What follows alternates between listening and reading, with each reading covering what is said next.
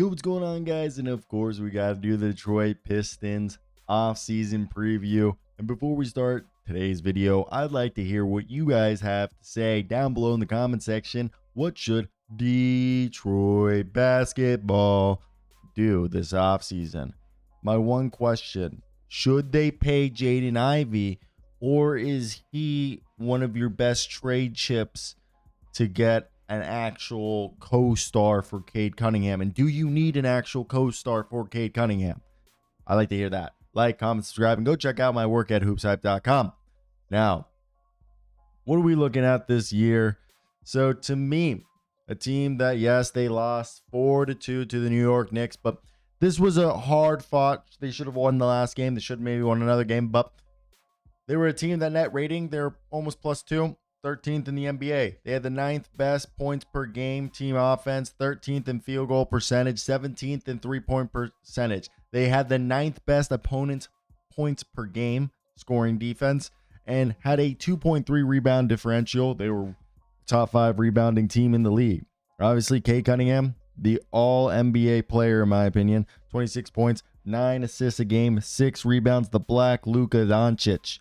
And one of the most stunning, not stunning, but surprising and pleasant storylines, Jalen Duren becoming an actual basketball player that his stats actually impacted winning, averaging 12 points, 10 rebounds, 69% from the field goal percentage.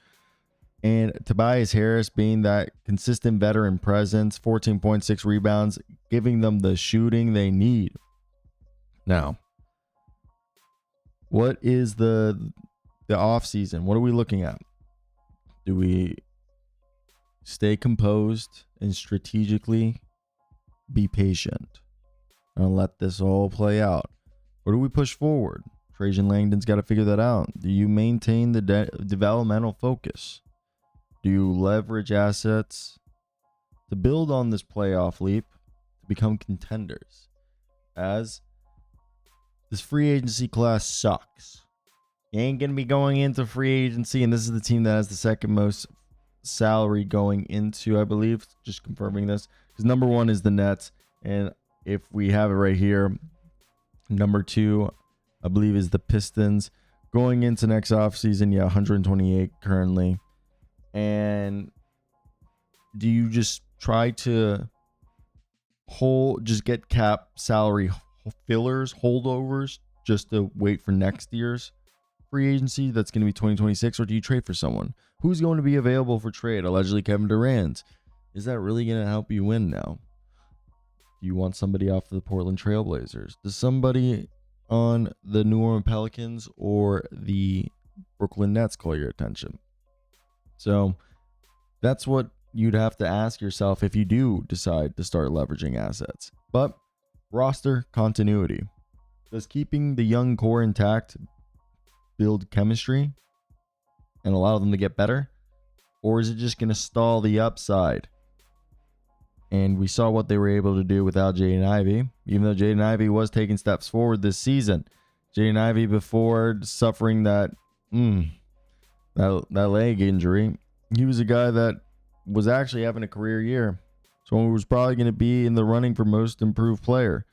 30 games, 17.6 points, 4 rebounds, 4 assists on 46% from the field, and almost 41% from 3. Yeah, Jaden Ivey had finally found that shot. So, the decisions. Do you bring back Malik Beasley, who said he loved it here? 16 points a night, one of the best shooters in the league. Tim Hardaway Jr., an expiring contract that you could probably bring on the mid-level. Another guy, Dennis Schröder, 13 points per game in the playoffs, and he had 5 assists per game in the regular season. You do have to decide. Jaden Ivey, extension. Jalen Duren, extension. And Jalen Duren, I think you do. Double-double machine. I think in the playoffs he had his moments. And a team that's going to have a lot of cap space. Going to have the mid-level exception, second round exception, veteran minimums, and looking into next season, you'd assume starting lineup: Cade Cunningham, Jaden Ivey, Asar Thompson, Tobias Harris, Jalen Duren. Now you got Marcus Smart, Ron Holland, Simone Fontecchio, Isaiah Stewart, Bobby Clement, Toulouse Smith, Ron Harper on two ways. You have a second round pick, and you have a second round pick with 37th overall, Who would I target there? I really like a wing, a 3-point shooting wing. I mean, Kobe Bryant would be good for them out of Kentucky. They have 4 first-round picks that they could trade, and they have a few veteran contracts. So I think clarifying the veteran plan, do you bring back one or more of Beasley, Schröder, and Hardaway? Retaining the young upside. I think you do keep Jalen Duren, but maybe you trade Isaiah Stewart. Do you keep Jaden Ivey? If you don't, do you trade him instead of paying him and trade him to a team that will give him the extension? And you got to upgrade the wing depth, get some more spacing. I think using the mid-level exception creatively while not getting yourself stuck to any contracts will help you out there.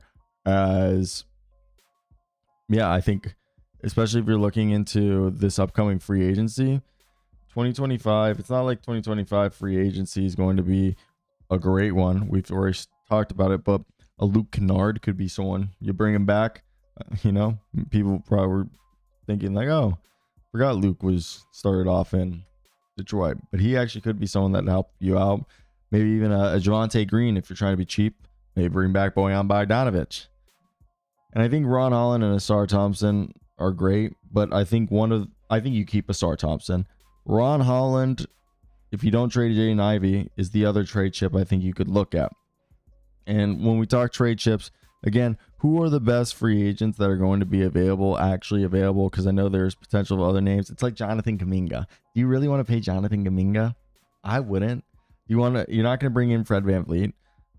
It's Malik Beasley. Look, he finished second, made 3 points this past season. He's a confident shooter with a quick release and a good rise on the jumper, and he can play defense. I'd keep him.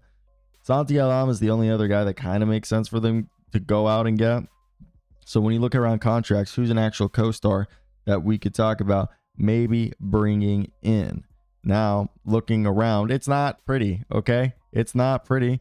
The co-stars that you have, and obviously Kevin Durant's the big one. We talked about it. And that's $54 million. Obviously, you can eat a large part of that salary, but do you really want to do that? So you keep looking. I don't think you're going to bring in Paul George, ladies and gentlemen. Nor are you bringing in Zach LaVine or Lowry Markkanen. I just don't see Zion Williamson getting traded. And if he does, it's not going to Detroit. Miles Bridges, regardless of what you think of him as a human being, has been always an open secret of wanting to go back home. I think Miles Bridges might be someone that you could get for like an extra can of worms. And like in terms of value, he might just be salary filler. So if you were, he's making like 25. Would you just send Isaiah Stewart and what's the other salary filler that Isaiah Stewart and Simone Fontecchio and just say, there you go. And you bring in Miles Bridges. That's already, I think, helping you out there. Now, outside of a player like that, I would like someone better. I don't think bringing in a Jalen Green, I think a wing would be what you want. Like Desmond Bane at the very least, maybe an Andrew Wiggins, but I don't think Wiggins is getting moved like that. Devin Vassell, if he truly does get moved, could be cool, but it becomes hard to find someone like that. So I want to hear your guys' thoughts in the comments section. What do you guys expect from Detroit this year and why? Do you guys agree? That's our preview. Once the lottery happens, we will do our predictions. So hit that like and subscribe button. I hope you guys did enjoy. But that's basically going to be it from me. Peace out, everybody. Goodbye. Ciao. Bye. Hope you guys did enjoy.